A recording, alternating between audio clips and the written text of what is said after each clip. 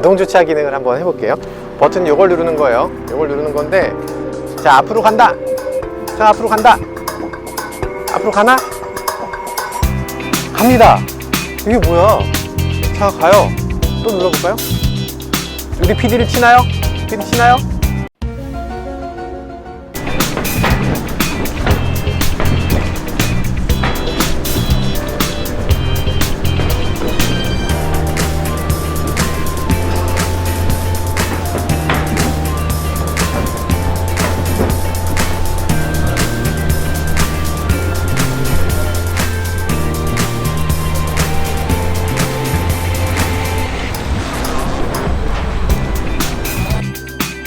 네, 뭐 여러 가지 차들이 있는데요. 그 중에서 가장 관심을 많이 모으는 거 이 금색 아닌가 싶어요. 지금 많은 사람들이 다 한 번씩 이 차를 보고 지나가잖아요.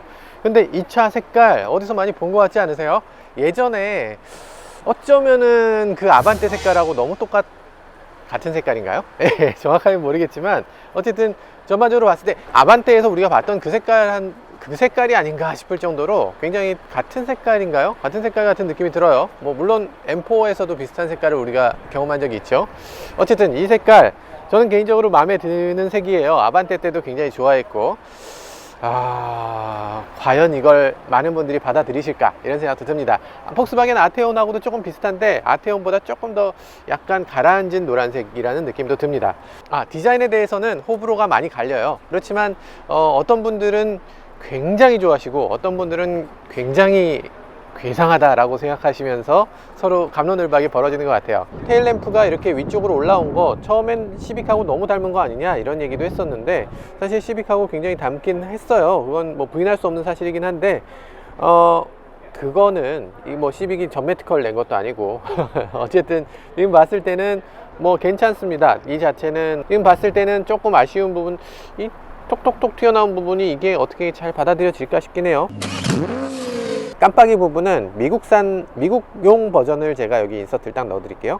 미국 버전은 이게 빨간색이기 때문에 미끈해 보이는데, 이게 국내 버전은 어쨌든 호박색 램프가 들어가야 되기 때문에 여기가 조금 깬다 이런 느낌이 좀 듭니다. 그런 느낌이 들고요. 저는 이게 평평할 줄 알았는데 이게 이렇게 가서 톡 튀어나와 있네요. 뒤로 이렇게 이만큼 더 튀어나와서 이 뒤가 더 꺾여 보입니다. 더 튀어나와 보입니다. 트렁크 이거 어떻게 여는지 다들 헷갈려 하시는데, 네, 여기 눌러야죠. 네, 이렇게 누르는 거고요. 닫을 때가 조금 애매해요. 닫을 때 손잡이가 여기 어디 보통 있기 마련인데 얘는 닫는 그 손잡이가 없거든요. 그리고 트렁크를 보면 뭐 SM6라든지 이런 차들 보면 스프링 파이브를 쓰고 있거든요. 예전 방식이라고 할 수 있는 토션 방식을 사용하고 있습니다. 이 토션 스프링은 갈수록 이 올라가는 힘이 떨어지거든요. 굉장히 빠른 속도로 이게 떨어지기 때문에 처음엔 지금 이렇게 튀어 올라가지만 나중엔 이게 점점점 덜 올라가게 됩니다. 토션 스프링 뭔지 보여드려야죠. 여기 안에 보여요. 이게 토션 스프링이에요. 네, 위쪽 마감은 뭐 이 정도, 사실 이게 이 정도 차급에서 이 정도 마감 정도일 수밖에 없어요. 이건 어쩔 수 없는 부분이라고 생각되고요. 이게 뭐 수입차도 그렇지만 고급차들은 이 안으로 이렇게 들어가요. 그래서 이게 튀어나오지가 않는데, 이렇게 되는 방식의 문제는 뭐냐면 골프백 같은 걸 여기까지 실으면 눌리는 거죠. 눌려서 안에 있는 물건이 상처가 난다, 그럴 가능성이 있다는 거고요. 사실 이 트렁크 부분은 좀 개선이 될 때가 되지 않았나 싶은 생각도 있습니다. 어쨌든 전동 트렁크 같은 거를 넣는 거는 소나타는 사실 조금 오바죠. 그렇게까지 되진 않고요. 옆부분을 보면 저는 이 부분이 실제로 봤을 때 굉장히 독특한 느낌이 들었어요. 특히 측면에서 딱 봤을 때 이게 화살을 딱 당겨서 시위를 딱 놓으면 꼬리 느낌이거든요. 화살표의 꼬리 같은 게 쫙 달려가는 그런 느낌으로 만들어져 있어요. 이 곡선이 굉장히 텐션을 갖고 있어서 이 차가 뿅 이렇게 나갈 것 같은 그런 라인이거든요. 이 부분이 굉장히 독특하기 때문에 이 차에서 어떤 속도감을 가속시켜주는 그런 느낌이 드는, 2배 더 빠른 차로 느껴지게 하는 그런 느낌이 있습니다. 그릴은 사실 굉장히 과해요. 처음에 봤을 때 아마 이거를 르필루즈를 우리가 받기에 망정이지, 르필루즈를 보기 전에 이 차를 봤으면 그릴이 무슨 맥이냐? 심해에서 나온 거야? 뭐 이런 느낌을 받게 할 것 같은 정도의 크기입니다. 르필루즈보단 많이 작죠. 그러니까 좀 르필루즈를 보여준 이유는 아마 이렇게 괴상한 차가 나와도 좀 시각적으로 안정되게 좀 이해될 수 있을 정도로 이렇게 눈을 좀 약간 혹사시킨 그런 의도가 아니었나 싶은 생각이 들 정도입니다. 헤드램프에 있어서는 헤드램프가 그 전에 뭐 다른 자동차들은 보면 헤드램프가 약간 서 있는 느낌이었어요. 여기 볼륨을 줘서 조금 서 있는 느낌으로 만들었었는데, 이제는 아반떼도 그렇고 이 차도 그렇고 헤드램프를 이렇게 밋밋하게 되게 민자로 만들어 버려요. 이게 요즘 디자인 추세인 것 같긴 한데, 제가 봤을 때는 글쎄요, 제 취향하고는 조금 거리가 있는 그런 헤드램프 디자인이긴 합니다. 너무 민자예요.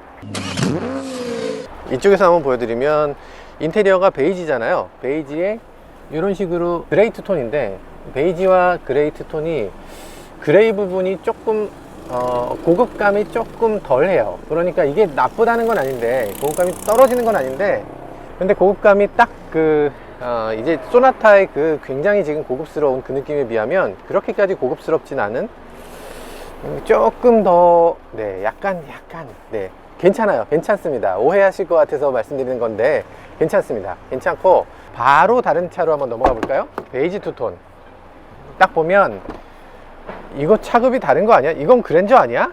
이렇게 생각될 정도로 예쁘게 보이죠. 약간 이게 더 예쁜 더 고급인 것 같아요. 한 급이 높은 것 같은 그런 느낌이에요. 그리고 그레이하고 투톤을 했을 때 이건 좀 투톤이 좀 어울리는 것 같은, 베이지보다 더 잘 어울리는 것 같은 그런 투톤 느낌이 들지 않나요? 저만 그런가요? 어쨌든 이런 느낌 들죠? 문을 열면 제일 먼저 보이는 건 어쨌든 문짝이, 손잡이 부분이 눈에 띌 수 있지 않나요? 이 라인을 하나로 이어가는 거, 이거 현대차가 요즘 잘하고 있는 부분이고, 스피커도 보스 스피커를 쓰고 있는데 사실 스피커가 좀 너무 돌출돼 있어요. 이쪽으로 약간 튀어나오고, 이게 매끈하게 보통 이제 문하고 스피커 그릴이 한 덩어리로 보이고 그 안에 스피커가 들어있는 거잖아요, 보통 이런 식으로. 근데 이거는 그냥 스피커를 따로 사서 여기다 낀 것 같은 느낌이거든요. 다 만들고 나서 나중에 야, 하만 써야 되냐, 꼭 보스로 바꾸면 안 돼? 뭐 이런 느낌으로 들어와 있어요. 그래서 좀 튑니다. 이 부분이 좀 안 맞아요. 균형이 좀 안 맞는 느낌이 듭니다.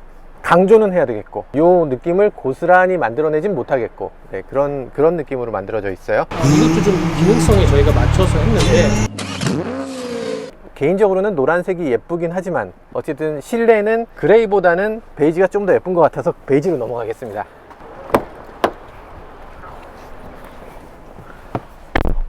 공회전이 정말 조용해요. 지금 이 차가 시동이 걸려 있다고는 전혀 생각되지 않을 정도로 완전 정숙합니다. 시동이 아예 안 걸려 있는 줄 알았어요. 시동 다 걸어놨는데 왜 이 차는 안 걸었지? 뭐 이런 느낌으로 정말 조용합니다. 현대차가 다른 것도 뭐 물론 잘하지만 공회전 시동 소음 진동 이런 거는 너무 잘 잡아요. 공회전에서 정말 잘합니다. 이거 정말 목숨 걸고 하는 것 같아요. 뭐 물론 차가 가속할 때는 좀 다른 느낌이에요. 한번 RPM을 높여볼까요? 현대차 특유의 그 엔진 소리가 확실하게 느껴지시죠? 썬루프도 현대차가 굉장히 중점적으로 보는 부분 중에 하나잖아요. 파노라마 썬루프. 파노라마 썬루프를 어떤 메이커보다 더 적극적으로 활용하고 더 빨리빨리 적용하는 그런 메이커이기도 합니다. 파노라마 썬루프에 전동식으로 이렇게 덮개가 나오는데, 이 덮개가 완전히 차단되는 그런 형태의 덮개입니다. 일부 수입차들은 이게 반투명한 그런 덮개인데, 이건 그렇지 않고 여기하고 패턴을 잘 맞춰서 색깔이 어느 정도 좀 일치되도록 이렇게 되어 있고, 그리고 이 천장의 이 패브릭이 굉장히 독특합니다. 굉장히 따뜻한 느낌의 패브릭이에요. 그리고 색깔을 다양한 색깔을 여기다 같이 넣었기 때문에 지금 손때가 묻거나 이런 일 없이 굉장히 오랫동안 사용할 수 있는 그런 패브릭으로 되어 있습니다. 이것도 아주 인상적이네요. 이거 정말 이건 정말 마음에 들어요. 이 부분 하이패스 단말기, 드디어 정말 현대차 분들이 저희 영상을 본다는 게 확실해졌습니다. 제가 그동안 얼마나 이 하이패스 단말기 여기 있는 거 빼달라고, 제발 여기로 좀 옮겨달라고 그렇게 요구했나요? 그렇게 많이 요구한 결과 결국에 해냈습니다. 여러분들의 승리입니다. 하이패스 단말기는 여기에 이렇게 들어가고요. 그리고 이렇게 빼서 카드를 앞으로 집어넣도록 되어 있어요. 그렇죠, 당연히 여기 있으면 되죠. 룸미러가 굳이 하이패스 단말기를 겸할 이유는 전혀 없었던 거예요. 사실 이 위치가 훨씬 맞는 거고요. 여기 지금 이건 블루링크 되나요? 부가 서비스를 가입하셔야 이용하실 수 있습니다 라고 하는데, 아니 시승차가 지금 커넥티비티를 굉장히 강조하고, 이 차가 지금 뭐 얘기를 많이 했잖아요. 이 차는 자동차가 아니라 디바이스다를 계속 강조를 했는데, 그러면 정말 디바이스로서 이런 거 커넥티비티 같은 건 미리 좀 가입을 해줘야죠. 가입이 지금 안 돼 있는 건 조금 이상합니다. SOS 같은 경우는 SOS가 뭘까? 당연히 SOS는 도와주세요 이런 뜻입니다. 사고가 나거나 이랬을 때 SOS를 누르면 경찰로 연결이 됩니다. 또 그런 경우도 되지만 e콜이라고 해서 만약에 차가 사고가 나서 에어백이 터지면 이 에어백 센서하고 연결이 돼 있어요. 에어백이 터진 경우는 바로 경찰서로 신고가 들어갑니다. 그래서 경찰이 전화가 와요. 도와드릴까요? 뭐 무슨 일인가요? 이렇게 도와주는 그런 e콜이라는 시스템이 이제 우리나라에도 거의 대부분 보편화됐습니다. 이게 그 기능을 하는지는 제가 모르겠어요. 유럽에서는 의무사항이고 우리나라도 이제 천천히 하고 있습니다. 앉았을 때의 운전자를 깜짝 놀래게 하는 요소 3가지 정도가 있습니다. 일단 핸들 자체가 굉장히 독특하게 생겼다. 예전 같으면 여기 타공 같은 것도 좀 해줬을 것 같은데 타공은 없지만 어쨌든 이 형상은 마음에 드는 형상입니다. 그리고 이 다이얼 같은 경우에 이게 조금 더 고급화 됐어야 된다는 생각이 듭니다. 이건 조금 더 어쨌든 눈에 보이게끔 만들었어요. 이전에는 약간 눈에 안 보여서 이렇게 해야 보이는 정도였다면 이제 약간 레버를 올려서 눈으로 앞을 보는 상태에서도 눈으로 보여요. 이 다이얼과 여기 써 있는 것들이 그냥 운전하면서도 보이는 위치, 보이는 그래픽으로 되어 있는데 그렇기 때문에 조금 더 고급화 시켜줬어야 된다는 생각이 들어요. 이게 만약에 안 보이는 위치에 있을 때는 뭐 저급이어도 상관없었어. 근데 이게 보이기 때문에 그게 그렇게 고급스럽진 않다. 정말 오해하실 것 같은데 좋아요. 지금 되게 좋은데 좋은 와중에 조금 아쉽다. 일단 그런 게 있고요. 그리고 첫 번째 핸들, 두 번째 계기판이 디스플레이가 정말 번쩍번쩍 정말 반짝반짝 하는 그런 계기판이에요. 해상도 매우 높고 정말 예쁩니다. 이렇게 에코, 스마트, 커스텀 이렇게 5가지 모드를 갖고 있어요. 스마트에서 이렇게, 에코에서 이렇게, 컴포트에서 이렇게. 바뀔 때 이거 되게 중요합니다. 바뀔 때 이거 쫙 이렇게 바뀌는 거 중요한데 쫙 이게 저는 사실 제가 현대차 그 품평 같은 걸 하면서 여러 가지 제안들을 하는데 딴 거 됐고 디지털 디스플레이면 바뀔 때 좀 이러면서 맡겨줬으면 좋겠어요 라고 했거든요. 근데 그걸 지금 받아들이신 것 같아요. 진짜 안 믿고 있네요. 안 믿고 있네요. 아무튼 그래요. 누적 정보 쭉쭉쭉쭉 여기 보면 컨텐츠 구성, 컨텐츠 구성을 마치 스마트폰을 세팅하듯이 이렇게 만들 수 있게 되어 있네요. OK를 길게 누르면 진입을 할 수 있어.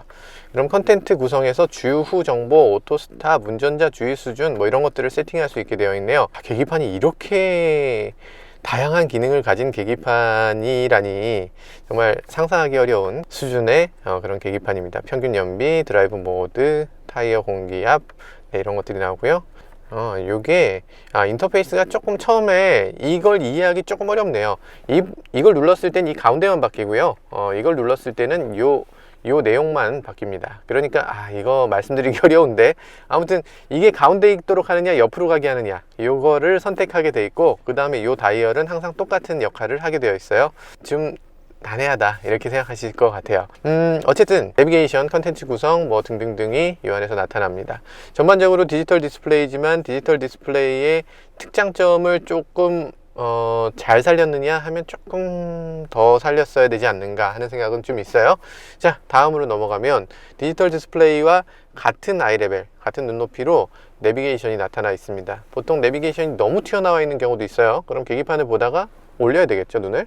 그렇지 않고 같은 아이레벨로 딱 맞춘 것도 인상적이네요. 이 내비게이션도 사실은 처음 사용하시는 분들은 굉장히 혼란을 겪을 수 있는 내비게이션입니다. 굉장히 어려워요. 저는 개인적으로 이런 거에 굉장히 익숙하고 굉장히 좋아하는 편이어서 너무나 반갑습니다. 이렇게 다음 페이지로 넘기고 또 다음 페이지로 넘기고 그러면서 이 많은 기능을 그래도 잘 집어넣었어요. 내비게이션, 오디오, 오늘의 날씨 등 이런 것들 그런 이 홈 위젯 화면을 꾸밀 수가 있는데 안드로이드 스마트폰을 사용하시는 분들은 이 위젯 개념을 굉장히 좀 친숙하기 때문에 아마 그런 대로 사용하실 수 있을 거라는 생각도 해봅니다. 타임랩스 기능도 있어요. 타임랩스는 내가 어디 목적지까지 갈 때 이제 이런 식으로 저장을 해볼 수가 있겠죠. 그러면 타임랩스로 어디 가는 길을 내가 영상으로 찍어서 안내해 줄게. 그러면 너는 그 영상 보고 따라와 라든가 그런 것들을 할 수 있을 겁니다. 재밌는 기능인 것 같아요. 이걸 바로 스마트폰에 연결할 수도 있고 이 안에 보면 USB를 꽂는 자리가 있어요. 그리고 스마트폰을 연결하거나 USB에 이 메모리를 저장할 수가 있습니다. 플레이 하면서 이런 식으로 타임랩스로 보이죠. 아주 재밌지 않습니까? 그러면서 동시에 이렇게 줌을 할 수가 있어요. 핀치 줌이 돼! 와, 핀치즘이 됩니다. 전면 카메라가 지금 저 앞에 있는데 약간 반사가 좀 되고 있네요. 여기 요 앞유리가 좀 반사되는 모습이 보이는데, 카메라가 어디 위치하고 있냐면 여기 위치하고 있어요. 이 룸미러 뒤쪽으로 카메라가 하나 더 있습니다. 이게 그러면 차선 이탈 카메라하고 이걸 그럼 같이 쓰면 될 거 아니냐 이러시는 분들도 계신데, 차선 이탈 카메라하고 이 블랙박스 카메라는 완전히 다릅니다. 차선 유지를 위한 카메라는 흑백이에요. 여러분들 혹시 아실 수도 있는데 흑백으로 만듭니다. 왜냐하면 데이터 처리해야 될 양이 컬러면 더 많아지거든요. 이 블랙박스는 반드시 컬러로 저장해야 되기 때문에 별도의 카메라가 필요하게 됩니다. 그리고 블랙박스 위치는 그래도 저는 요 안에 들어 있었으면 좋았겠는데, 요 아래에 있기 때문에 요 앞유리에 반사되는 게 그대로 같이 찍혀 나오는 걸 볼 수가 있네요. 뭐 나쁘다는 건 아닌데요. 뭐 그렇긴 합니다. 카메라 각도가 조금만 더 낮춰지면 좋겠는데, 지금 약간 하늘을 보고 있어서 조금만 낮춰주면 좋겠는데, 아무튼 약간만 낮출 수 있으면 좋겠는데 조절은 안 됩니다. 눌러서도 이제 블랙박스를 작동시킬 수가 있는데요. 블랙박스 작동될 때 뭔가 이 멘트가 좀 나오거나 뭔가 설명이 좀 있으면 좋겠는데, 지금은 블랙박스가 작동된다는 어떤 얘기도 안 나오기 때문에 이걸 눌렀을 때 무슨 일이 벌어지는가 이 사용자가 조금 혼동할 수가 있습니다. 이거 좀 난해하겠는데요. 그 다음번 충격받는 부분은 인테리어에서 약간 요 기어 노브가 없다는 거예요. 일단 기어 노브가 없다는 것에서 조금 충격을 받습니다. 일단 여기 기어 노브가 있어야 될 것 같은데, 제가 지금 D, R, N 이렇게 세 개가 있고요. 이 세 개가 그나마 그 시각적으로 안 보고도 좀 인식할 수 있도록 이 뒤에는 약간 파놨어요. 눌렀을 때 약간 이 홈이 느껴지게끔. 그리고 약간 기울어 놨습니다. R은 약간 이쪽으로, D는 약간 이쪽으로 해서 어지간하면 이 R과 D를 안 보고도 혼동하진 않을 것 같은 그런 위치이긴 해요. 아니 이거 소나타인데 뒤에 전동 선바이저가 있어요. 이렇게 열었다가 닫았다가 이렇게 전동 선바이저로 이렇게 할 수가 있습니다. 제가 진짜 주목할 만한 점은 현대차가 전동 선바이저의 소음을 엄청나게 줄여놨다는 거예요. 지금 기존에 있었던 어떤 메이커보다도 전동 선바이저만큼은 정말 가장 조용한 것 같아요. 한번 소리 들어볼까요? 아무 소리도 안 나잖아요. 이거 소나타에 왜 이렇게 고급스러운 걸 소나타에다 넣어? 이거 그랜저는 어떻게 하시려고 이러시죠? 그랜저는 어떻게 하시려고 이러나 싶기도 하고요. 제가 봤을 땐 소나타하고 그랜저를 나누는 게, 기존에는 소나타보다 윗급이 그랜저 이런 게 확실히 강했는데, 이제는 소나타는 젊은 층 같은 급인데 약간 연령대가 높은 분들은 그랜저, 이런 식으로 두 개를 나누려고 하시는 것 같아요. 가격대도 아마 굉장히 많이 오버랩 되는 것 같고, 그랜저랑 소나타랑 거의 같은 가격대의 차들이 많아지는 것 같아요. 자, 어쨌든 지금 인테리어를 보면은 인테리어에서 가장 눈에 띄는 것 세 가지: 핸들, 디스플레이, 버튼식, 기어 노브 이렇게 말씀드렸고요. 그리고 이 인테리어 전반적으로 봤을 때는 굉장히 좀 생소한 느낌이 아직도 있습니다. 뭐 예를 들어서 뭐 이런 것도 약간 이쪽으로 가 있어. 이건 약간 이쪽, 약간 이쪽. 이건 좌우가 비대칭이야. 게다가 이건 되게 옛날 우리 집 텔레비전 같은 느낌인데 나쁘진 않습니다. 다시금 말씀드리지만 나쁘다는 뜻이 아니에요. 네, 아무튼 제가 봤을 때는 뭔가 좀 전반적으로 앞좌석에 앉았을 때 고급감이 어느 정도 있느냐 하고 봤을 때, 기존에 우리가 그랜저에서 기대했던 그런 인터페이스, 그런 디스플레이, 그런 고급감을 갖고 있는 것만큼은 분명해 보입니다. 이것도 굉장히 좀 주목할 만한 점이네요. 이전까지는 없었는데요. 현대차가 오토 버튼을 누르면 바람이 너무 세요, 그게 너무 싫어요 라고 하는 소비자들이 많이 있었죠. 그래서 오토 버튼을 눌렀을 때 로우 오토가 있고 미디엄 오토가 있고 하이 오토가 있습니다. 그러니까 오토는 오토인데 바람이 세게 나오는 건 난 싫어요 라고 하는 버튼이죠. 그리고 하이 오토로 해놓으면 바람이 최대한 빨리 이 실내를 식혀주거나 데워주거나 하는 기능이에요. 오토 에어컨을 오토로 쓰지 않는 많은 소비자들, 그런 분들이 아마 이거 반갑게 맞이할 것 같은 그런 기능입니다. 여기 숲 버튼 있잖아요. 숲 버튼이 있는데, 이 숲 버튼의 기능은 뭐냐, 이 실내의 미세먼지를 공조장치에서 걸러준다 이런 뜻이에요. 그러니까 미세먼지를 안에서 실내 내기순환으로 막 돌려서, 그래서 실내의 먼지를 줄여주는 그런 기능입니다. 그런 기능인데 추천하냐고 여쭤보시면 저는 추천하지 않습니다. 왜냐하면 이산화탄소가 증가되는 부분이 있기 때문에 이건 가급적이면 사용하지 않는 게 좋으실 것 같아요. 자, 그리고 이 뒷좌석에 대해서 이 옆좌석에 제가 한창 얘기하는 오빠 믿지 버튼, 오빠 믿지 버튼이 여기 달려 있고요. 이렇게 쫙 오빠 믿지 이렇게 알아서 최고로 편리한 자세로 딱 만들어주는, 흐뭇해졌어. 왠지 흐뭇해지고 무흐해진 분위기로. 일단 뒷좌석에 오면요, 뒷좌석에서 저는 꼭 한 번씩 해보는 게 있어요. 머리 공간이 충분한 것인가. 전에 그 수치는 어떻게 잰 건지 모르겠는데 지금 90, 아무리 봐줘도 91이거든요. 뭐 시트에 앉았을 때 우리나라 사람들 175키에 앉은 키 평균을 내보면 93이에요. 엉덩이에서부터 머리까지가 93.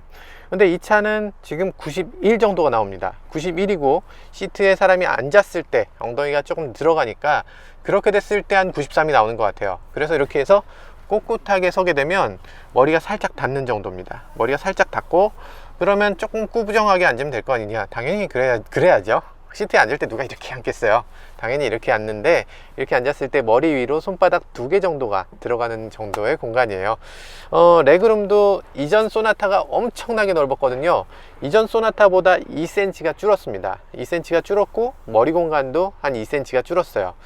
그러니까 이 차는 스타일링을 굉장히 강조하면서 이 시트 실내 공간을 조금 희생한 자동차라고 볼 수 있어요. 실내 공간이 조금 작아졌지만 그렇다고 해서 나쁜 건 아닙니다. 이 정도라면 그 어떤 경쟁차보다도 뛰어난 정도의 그런 실내 공간을 보여주고 있어요.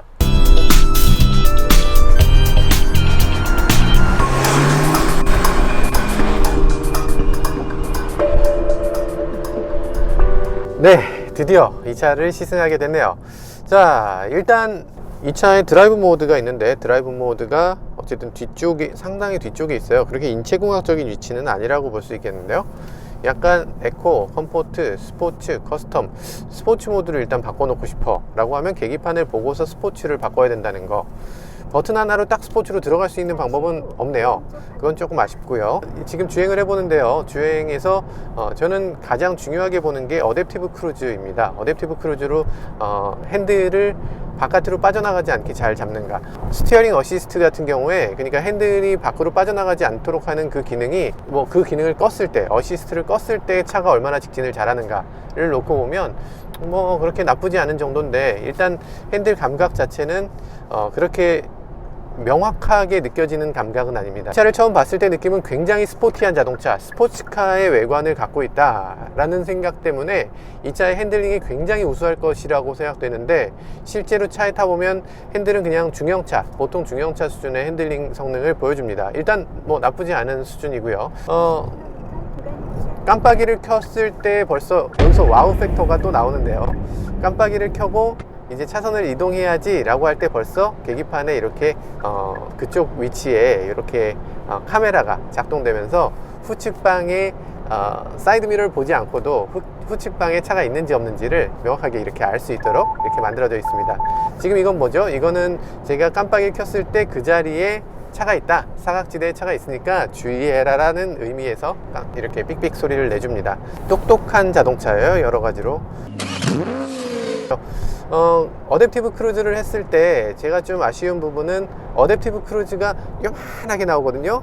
물론 헤드업 디스플레이가 있는 모델 같은 경우는 헤드업 디스플레이를 통해서 이렇게 보여주니까 뭐 그렇게까지 문제가 되지 않아 라고 생각할 수 있는데, 없는 차도 있잖아요. 헤드업 디스플레이는 어쨌든 옵션이니까.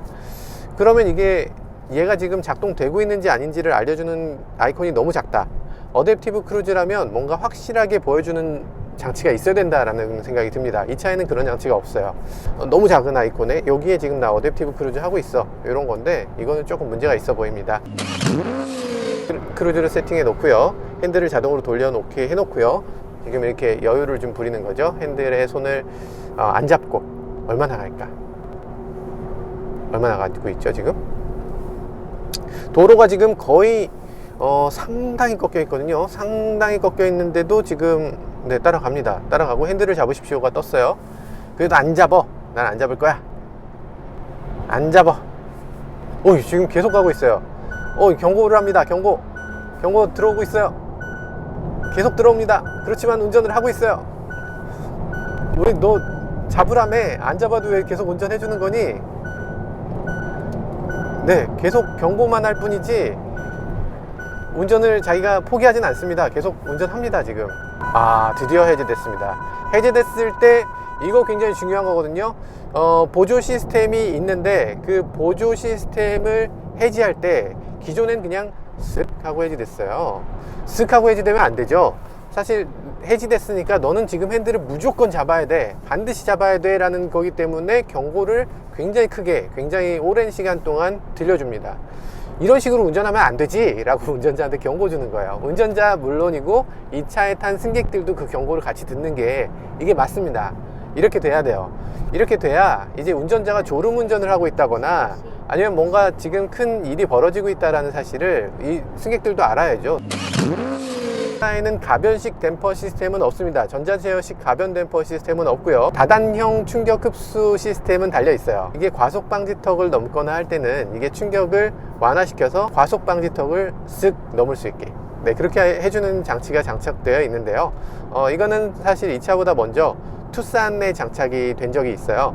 근데 투싼 같은 경우는 그 댐퍼가 들어간 모델이 최상위 모델에만 들어갔거든요. 그러다 보니까 많은 소비자들이 그 댐퍼를 사다가 그 댐퍼로 튜닝하는, 그게 인기를 끌 정도로 차이가 꽤 크게 느껴집니다.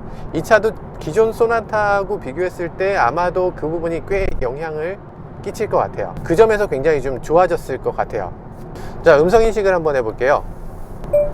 길 안내 킨텍스 제2전시장. 15개의 검색 결과가 있습니다. 오, 라연이 나오네요. 첫 번째. 되게 이해가 안 되는 건요, 최종적으로 또 안내 시작을 눌러줘야 돼요. 그러니까 우리가 여러 가지 이 음성인식을 통해서 이 차의 인터페이스를 했다면 그럼 그 다음부터는 다 음성인식으로 이게 처리가 됐으면 좋겠는데, 이 내비게이션 시스템에서 한 번 세팅하고 두 번 세팅하고 세 번째까지 눌러야 된다는 거는 조금 문제가 있지 않나. 그 내비게이션이 당연히 이 사람이 거기 가려고 검색했지, 거기 안내 시작을 안 누르려고 검색한 사람이 있을까요? 당연히 그거는, 이게 그렇게 두 단계 세 단계를 하는 이유는 있습니다. 이유는 분명히 있어요. 그 이유는 이 길을 선택할지 저 길을 선택할지, 이 선택지가 여러 가지가 있는데 이 사람이 어딜 원할지 내가 어떻게 알아. 그러니까 소비자한테 선택을 하게 하는 거야 라는 건데, 소비자는 어쨌든 가면 돼요. 가면 되고, 정말 그 길을 원하지 않을 때 그때 옵션을 선택할 수 있게 하면 됩니다. 목적지까지 일단 길을 안내해 주고, 이 길 말고 딴 길 하는 걸 바로 앞에다가 배치시켜 주면 되는 거예요.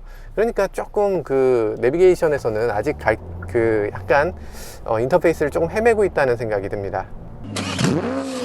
네, 이 차는 CVVL 엔진을 선택하고 있는데요. 지금 아직은 세타3가 적용되기 전입니다. 네, 엔진 성능이 그렇게 나쁘다고는 할 수 없죠. 이 차의 엔진은 충분히 검증된 엔진이고, 사실 뭐 세타 엔진처럼 그렇게 뭔가 이슈를 만들지도 않았던 엔진이기 때문에 신뢰할 수 있는 부분, 네, 그런 건 분명히 있는 것 같습니다.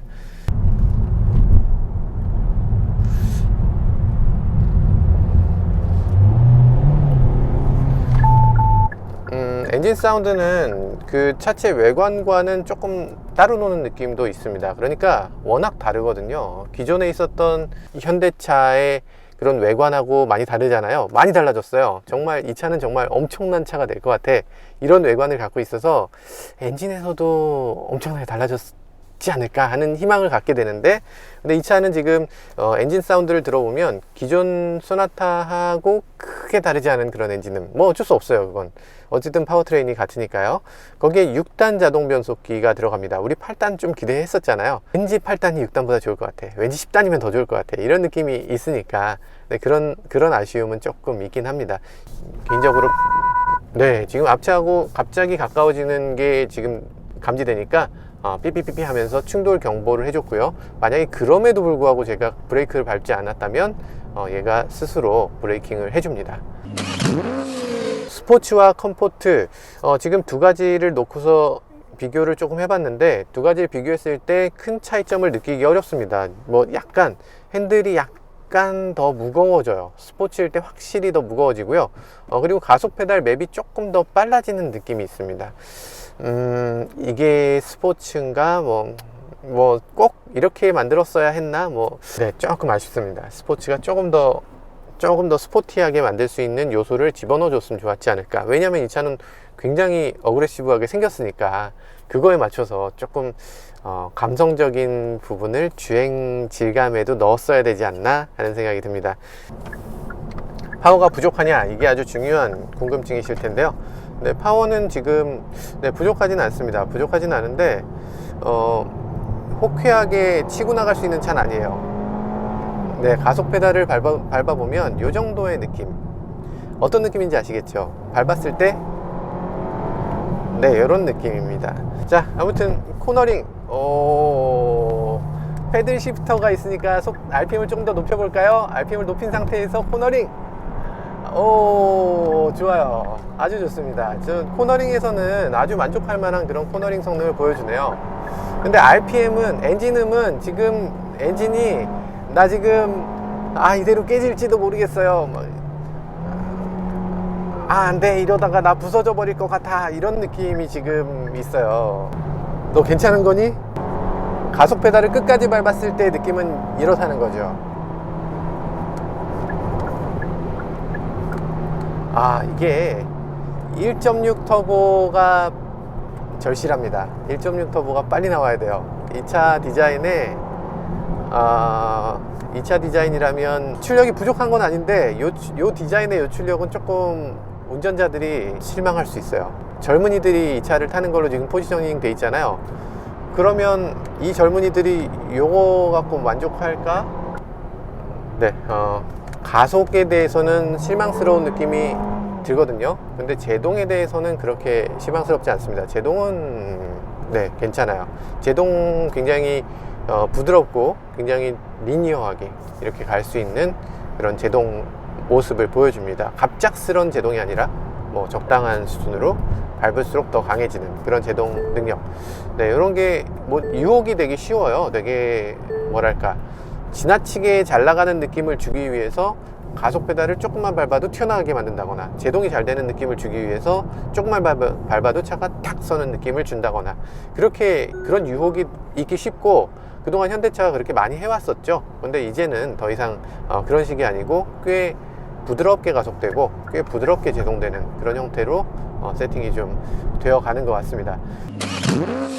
이게 사실 차를 어떤 식으로 세팅하느냐, 이 차가 뭐냐, 이 부분에 대해서 사실 처음에 많이 고민을 할 거잖아요. 디자이너는 디자인하고 엔지니어는 엔지니어링하고 둘이 따로따로 자기 일을 하는 게 아니죠.